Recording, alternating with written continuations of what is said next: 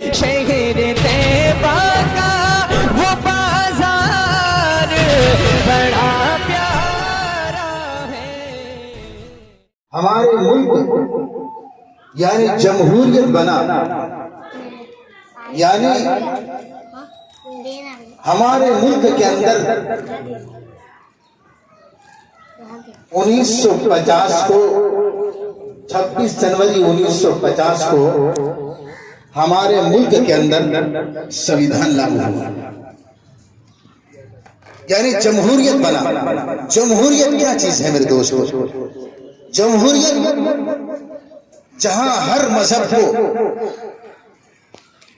हर मजहब के मानने वाले को अपने मजहब पर उन्हें रहने और सहने का और अपने मजहब पर पूरी तरीके पर चलने का अधिकार है। जमहूरियत उसे कहा जाता है। तो आज का दिन ये 26 जनवरी हम सब के लिए और पूरे मुल्क हिंदुस्तान के लिए एक जश्न का दिन है, खुशी का दिन है।